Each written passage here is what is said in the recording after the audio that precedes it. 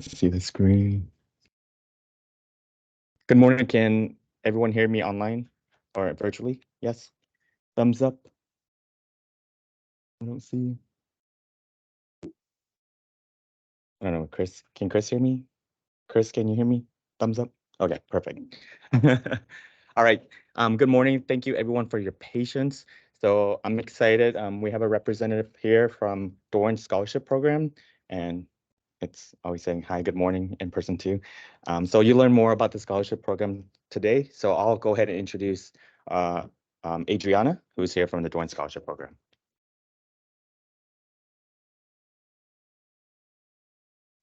So I'll go ahead and do the presentation, and then feel free if you have any questions at any point or concerns, just to stop me and ask them. So, just a really quick introduction. My name is Adriana. I graduated from Cortez High School in 2019, which is a school here in the Valley. And I just graduated with my bachelor's from ASU this past May. I got a bachelor's in political science. Are you able to hear everything?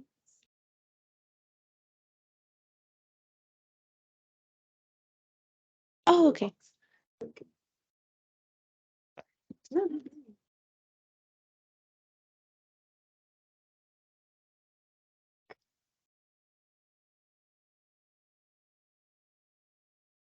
we go.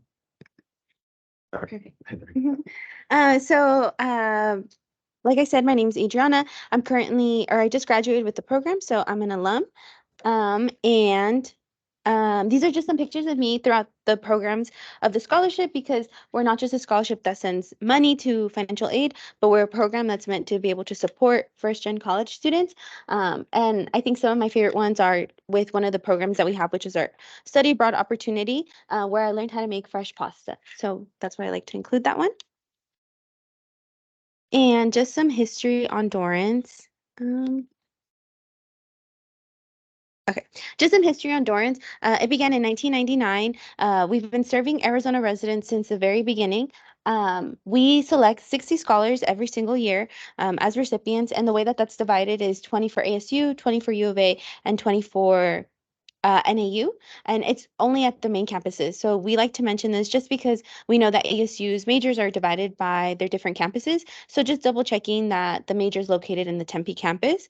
As of 2023, so this past year, adding our newly recipients, we have 650 scholars, or over 650 scholars, that have been selected from 191 high schools in Arizona. So we are always wanting to add to high schools and just being able to reach to as many, areas of Arizona as possible. And with it being from 1999, 650 can seem really big, but it actually feels really small because the network is so tight knit and people are always wanting to help everyone out, especially alum coming back. And just some scholarship benefits in the way that this presentation will be broken up into. So of course, the scholarship, the funding and the financial need aspect. So paying for college and succeeding academically. So we are an academic-based program. We want to see our students graduate and do as well as they can in college. And then another big aspect is the building camaraderie, which I think is possible because of all the different programs that we have throughout all 4 years that you're involved with the program. And the reason why, we have these three pillars is because at the end of the day, we want to just support first generation college students and instill a college going mindset to future generations of Arizona. So what we feel is that we're able to help one, first generation college student, they'll be able to multiply that by 2 times 3 to be able to continue this college going mindset in Arizona. So the first part that I will be talking about is the paying for college. So the scholarship itself, it is $12,000 per academic year, and it is renewable. So the moment that you receive it in your recipient senior year of high school, you'll be ensured that you get it for 4 years. No need to reapply as long as you're in good standings with the scholarship, and it's divided to $6,000 every single semester. And it is stackable, so we're not just a tuition-based scholarship. This can be added on top of any other private scholarships, financial aid, any university specific tuition scholarships. So the university or the Wildcat, the Presidents, and the Lumberjack can be just added on top of this. Our scholarship will just kind of supplement and pay for anything that your other scholarships are not paying for, and you'll be insured the $12,000 every single year. But besides just the scholarship, there is so much more funding that goes into our programs. So we have what's called the professional development stipend. The best way that I like to describe this is if you're a photography major and you need a really, really nice camera to be able to do well, in your classes and succeed well, then we allow you to apply for a stipend to be able to buy that really nice camera. Another example of professional development is if you're wanting to attend a conference. So we do have a lot of pre-med students, and going to conferences is an essential part of building their resume and getting ready for med school. So if you're wanting to go to a conference that is maybe out of state, or even if it's in state, we'll go ahead and pay for that conference fees, your travel, your hotel, your stay, your food, everything, so that you're able to take this opportunity and add this opportunity and this experience to your resume. And then we also have our graduate school readiness. Opportunity that goes up until a year after you graduate. So we offer one course, one entrance exam course fully paid for by our scholarship. So if you're wanting to take the LSAT, the GRE, the MCAT, we'll pay for a readiness course up to $1,000. And then we allow 3 school visits. If you're thinking about graduate school and you're not wanting to stay in Arizona, you can apply for a stipend to be able to go visit up to 3 schools to kind of explore and see what opportunities they have for you. And then we also give funding for those admissions or those uh, admissions fees when you're applying for graduate school that can quickly add up. So we do acknowledge that, and we know that that is support that first gen need. And then we also have internship support. This is a requirement of our scholarship. Is we ask all of our scholars to complete at least one internship their senior year of college, and we know that a lot of internships tend to be unpaid, unfortunately. So we have this stipend to be able to support scholars if they're wanting to take an unpaid opportunity. That's really nice. Or even if it is paid, but it's just not enough to be able to support them, or if they have travel expenses or anything like that, we have stipends for that. And we have counseling and tutoring services. Some students go all 4 years without needing any of these services. And then there's scholars that use it every single year for every single class. And that's totally fine by us. There's no limit to this. And then, of course, an additional funding is our travel abroad opportunity, which I will talk about later on in this presentation. But after all 4 years, it's estimated that it's about $100,000 worth of scholarship or investment money that we give to each scholar. Next, we have the succeeding academically. So we have our programs that are in place because we know that nationally, only 21% of low income first generation students are completing their degree in 6 years or less. And we truly believe it's just because they don't have all the support that they need to be able to succeed academically. In comparison to our numbers, which is 98% of Dorrance scholars complete their degrees in 6 years or less. And we believe that it's because of the programs that we have. So the first program that students experience is what's called the Summer Bridge program. It's meant to bridge the gap between high school and college. So it's about a 5-week program at your respective university. So if you're wanting to attend ASU, it'll be 5 weeks at the ASU campus the summer before you start. And you're taking college level classes with college level faculty. You're getting to talk to them, go to those office hours. You're living in the dorms. You're getting used to the different study spots on campus. You're eating with the meal plan. It's really just meant to prepare students for when their first year of college comes. They're already, way ahead of their peers. They know where they can go study. They know where they can go eat. They feel comfortable on campus. Besides this, during freshman year, we do have what's called weekly meetings with a dedicated advisor at every campus. So we have an advisor that's dedicated to freshmen that are talking to them. They're meeting with them once a week. We do provide lunch, which is a nice perk because you can always take leftovers. But you're meeting with these students.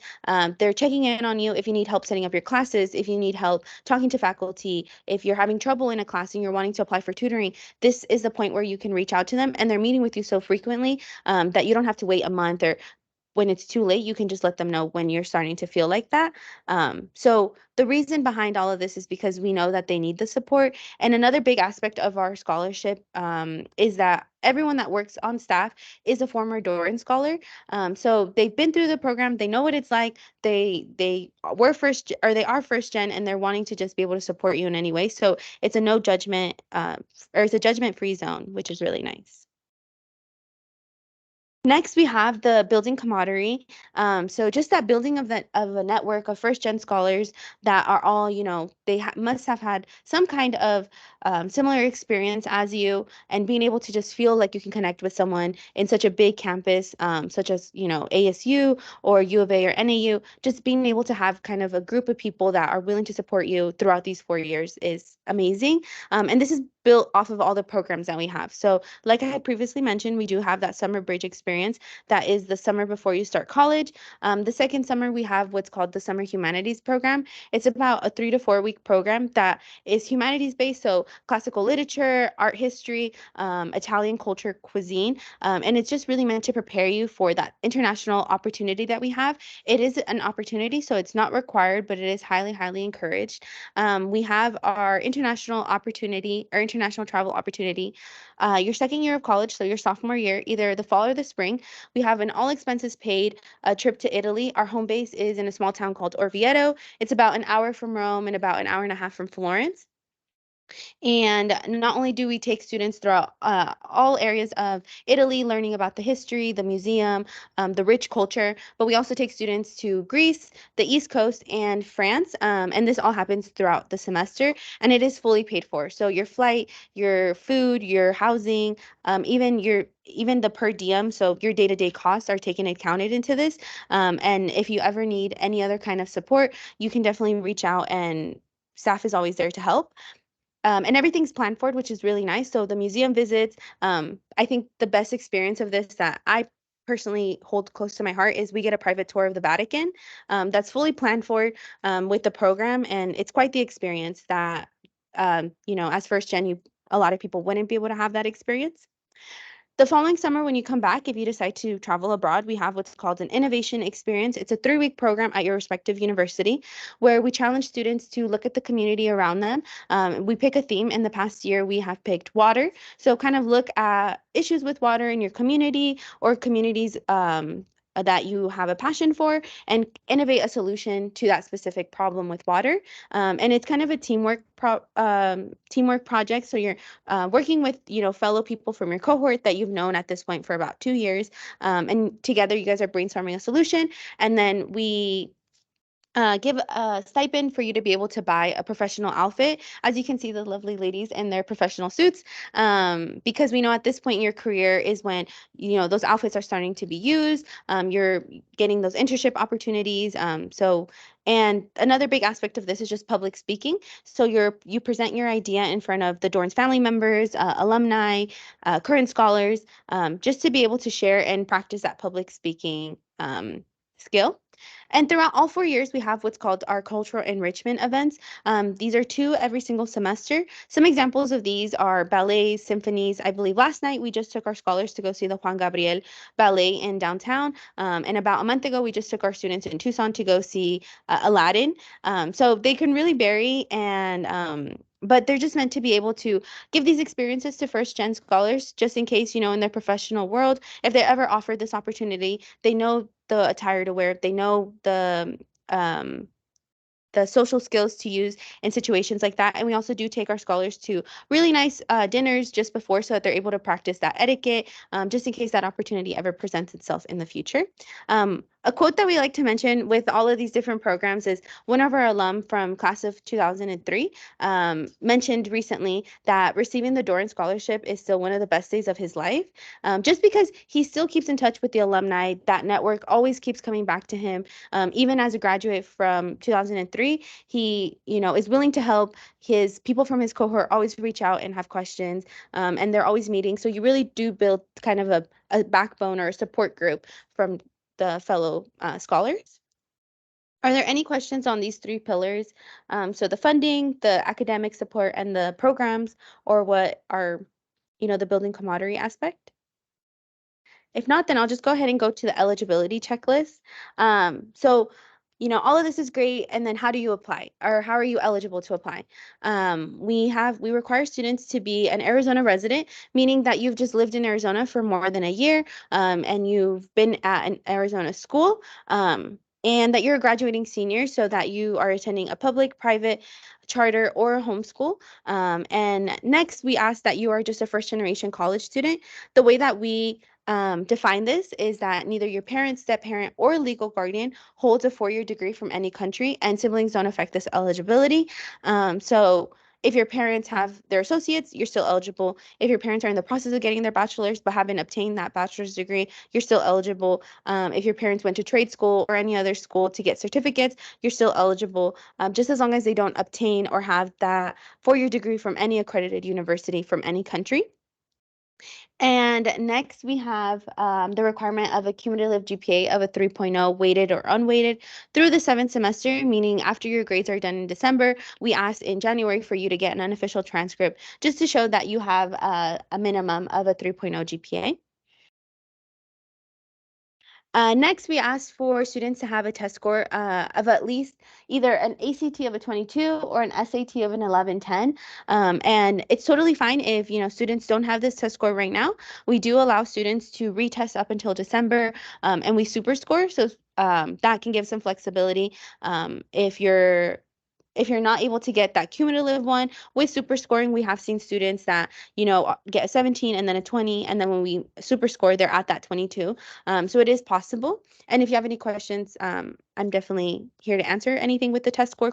And next, we ask that you have some kind of, or you demonstrate some kind of financial need. And this is, we ask that you fill out FAFSA. You don't have to be Pell eligible to apply for our scholarship. You just have to show that there is some kind of financial need. So whenever you fill out FAFSA, they'll give you what's called an SAI, formerly known as the EFC. And if that number plus $12,000 is still less than the cost of attendance, then there is some kind of financial need there in our eyes, and you would check off that eligibility point. And next is that we ask that you are wanting to go to the main campuses of the 3 in-state universities, so ASU Tempe, NAU Flagstaff, and U of A Tucson. And we just want to remind students again about the majors and double checking that with ASU, especially with nursing or journalism. They're offered at U of A and NAU, but you would not be able to be a recipient if you're wanting to go to ASU. And we do have a requirement of students living on campus for the first 2 years of their college experience.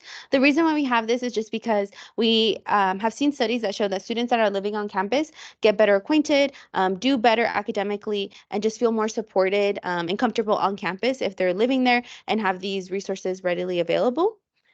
So that's all of our eligibility. And then how to apply. I'm so sorry that it got messed up. But our application is currently open. It opened up on October 1st. Every single year, it'll open up on October 1st. And our deadline is January 31st at 4:59. And that is a hard deadline. It'll close at 5, so do not try and submit it at 5. It is at 4:59. And at this point, what we ask is an online application. Printed out, the online application is only about 3 pages long. It's really, really short. We don't ask for any essays, any short answers at this point. All that we ask is just some basic demographic information, volunteer opportunities, what classes are you taking, what are you involved in on campus. Those are just some questions that we ask. Besides the online application, we do ask for a recommender contact information. This could be a counselor, a coach, a teacher, anyone that has seen you grow throughout your high school experience. And we will also ask for university preference. So whether you're wanting to go to ASU, U of A, or NAU. And this is just an idea. You can always change it in phase 2 if selected as a semifinalist. And I will talk about that in phase 2. And then we ask for 3 documents. So that unofficial transcript with your 7th semester grades, your test score verification. If you did do multiple tests and you're wanting us to super score, we just ask that you submit both of them. And then that FAFSA student summary. After you fill out FAFSA, you can download the document and you'll get your FAFSA student summary. If selected as a semifinalist, you will know about mid-February. And at this point, we actually got rid of our essay requirement this year as part of our application. So we only have 5 short answers, or approximately 5 short answers. And these are scenario based. So we just want to learn more about your experiences throughout high school. And at this point, it's your last time to change the preference for university. So if in January you had a really good financial aid package from ASU, but by March you received an even better financial aid package from NAU, you can go ahead and let us know at this point, and you can say that you want to go to NAU. And next, so only if you've been selected as a semifinalist, we'll take that contact information that you gave us for your recommender, and we'll go ahead and send them what's like about a questionnaire. They don't need to write any kind of letter for the recommendation. It's just a questionnaire, and it can take about 15 to 20 minutes, and they just have to make sure that they submit it before that March 6th deadline as well. And then, if selected as a finalist, you'll be invited to an interview at our Tempe office, where it's an interview. It's about a 15-minute interview with alumni, community members, Dorrance family members. And it's just, they want to learn about they're going to ask you questions about your short answer questions, what you're involved in on campus. So I do recommend kind of saving what you're writing on your application from phase one all the way up until phase two, just in case that those are questions that can be brought up during the interview. And then you should know before May 1st if you've been selected as a recipient. Our scholarship is non-binding, so you can go through our entire process, be selected as a recipient, and then May comes and you're applying to or you have applied to out-of-state schools, and out-of-state schools give you an even better financial aid package or just a better opportunity. You can always tell us no, even if you've been selected as a recipient. So just some really quick reminders. We always recommend our applicants to submit early. That way that they're able to ask questions. There's not much that we can do if you're submitting your application, January 30th or January 31st, just because we're overwhelmed and we're wanting to double check all these applications. But if you're starting your application, today, and you have some questions, then that gives us so much more time to be able to answer any questions that you have. And then next, we just, like to remind students that it's okay not to know. So if you're not sure about the major or what university you're wanting to go to, that is a-okay. We have students that have gone into, have been recipients of the scholarship and are undecided or exploratory because they're not 100% sure what major they want to go to, and that's totally fine. We do also offer the opportunity for you to transfer to any of the three universities. So for example, if you are wanting to go to ASU, but after the first year, we do ask that you just complete a full year. After your first year, you realize that, ASU was not what you expected and you're wanting to transfer to U of A, that is totally fine by us. So we just like to tell students that so that they can keep this in the back of their mind. And the biggest point is that yes, you can. A lot of our recipients always say that they can't believe that they were selected, or they didn't feel like they were the student that Dorrance was looking for, and there's no such thing as that. I think as long as you're doing your application, you're putting a full effort into it, then that there's always a possibility. And why not apply? The application's super short. I filled out the application for phase one, and it takes about 40 minutes. If you're really just sitting there and writing down the information. And like I said, we don't have an essay this year, so just short answers, probably no more than about 300 words. So I feel like the opportunity is there, and it's very, very possible. And then just thank you so much for listening to the presentation. And if there's any questions, if you scan our QR code, this will take you to our website. On our website, under the applicants tab, you'll find a lot of videos about our different programs where students are talking about their experiences. So if you want to learn a little bit more about the summer bridge or the humanities, students talk about their experiences with that. And then that's my email in case you have any questions with your application or any questions throughout the entire process. Yeah. Are there any questions or anything? Okay. Oh, yes.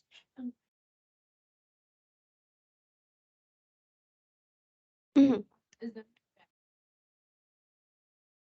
There is no advantage as of right now for submitting early.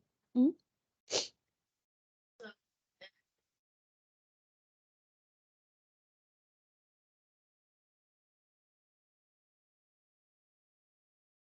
Yes. So the on our website, it's our application is through SurveyMonkey. So as you're going through it, you can write all your information and then just leave the document uploads till the very end, but you can save and then come back to it. But I always recommend just starting the application because the moment that you're in our system, we're able to remind you as those deadlines come up in case you're forgetting about it. Rather than you just having to remind yourself, we're reminding you with emails, 1 week till the deadline, 2 weeks till the deadline, a month. So. Mhm, mhm.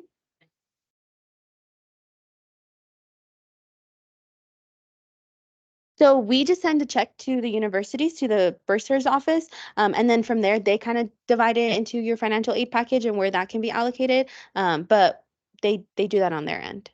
Mhm. Yes.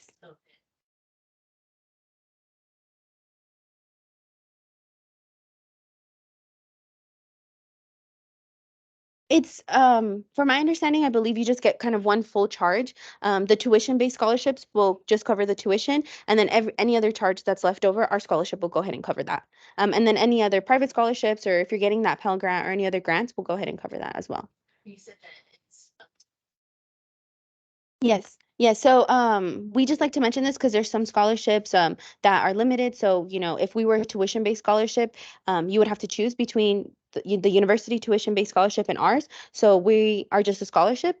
So you can get that tuition-based scholarship and then put our scholarship on top of that. And the experience with a lot of students is if they are getting that Pell Grant, they are getting that lumberjack scholarship plus our scholarship. A lot of students see or graduate debt-free from college with that. Mhm. No, that's totally fine. No worries.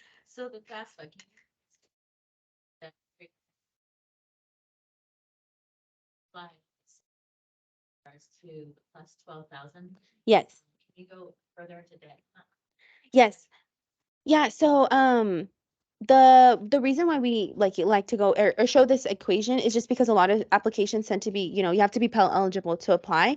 But that's not the case in ours. So you can totally not get any money or any government money, but you could still be eligible for us. So when you apply for any of the universities, you'll get a big number that they consider as the cost of attendance, right? So you're living on campus, your transportation, any other fees that they're taking into account usually is around about 32,000 or 35,000 for in-state residents. And what we ask is just that you take that number that FAFSA is saying that you can contribute towards your education or the index that they kind of see you at. If that number plus our $12,000 scholarship is still not over the cost of attendance, which is what you're expected to put towards your education, then you would still show some kind of financial need, meaning that you still need some kind of support, some kind of help with that funding. Hmm. Yeah. Yes.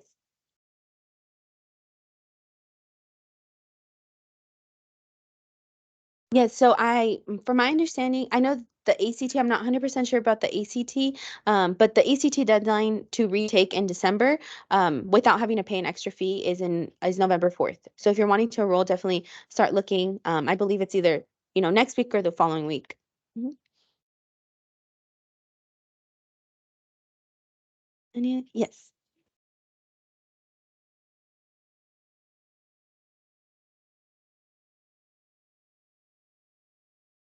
it is a must.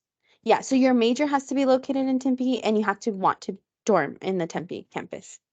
And the reason behind this is because we do have weekly meetings. So we don't want that to have to be an extra burden of you having to, commute to Tempe for 2 hours every single week. So just having you live on campus is a lot easier. Our office is fairly close to campus, so students just walk there or they take the public transportation. Hmm. I have a question. Hmm. So like say like for the so say that you can't get a better score by then, are you still eligible or no? We do require that you have at least one eligible test score. So if you don't have any of those test scores, then unfortunately you would not be eligible to apply. Okay. Yeah, but we do super score. So, if you've retaken it more than once and you still don't see that 22, I still recommend, submitting both of them because we can super score them and see if they can get you to that 22. Okay, thank you. Hmm.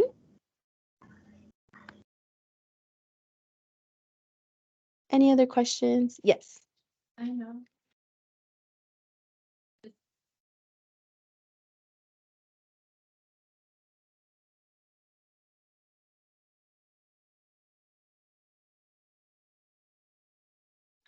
Yeah, so the best way that we kind of describe this, and even with our GPA, is that, as long as you're meeting that GPA minimum, so that 3.0 and the minimum with the test scores, every student after that is just seen as an applicant, and they're being seen for their drive, their application, and kind of the effort that they put into it. So,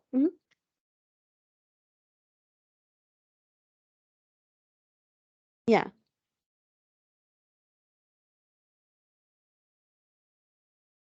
Mm, no, and me myself, I believe I got a 22, and here I am. So it's definitely a possibility. So it's always possible. Yeah. Mhm.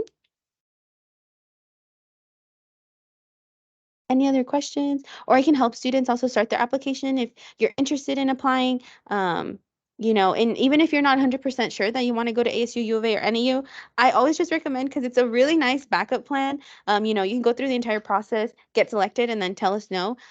Or you can tell us yes and then decide that, you want to take advantage of all the opportunities we have. So. There's someone waiting in the lobby. Oh. Mhm. We can start the application. Okay. Okay. Yeah. So I can just. All right. So we are going to have the application workshop part right now. So in person, if you're here, we do have laptops available if you didn't bring your own laptop, and then we can get you started. And then we have staff here that can help you, and then Adriana is here also. Those who are with us virtually, you will be sent a link, and then you can start your application online. We have some College Depot staff that can definitely help you if you have any questions, and feel free to unmute and ask questions or put it in the chat box if you have questions with your applications, and then we can definitely assist you. Okay.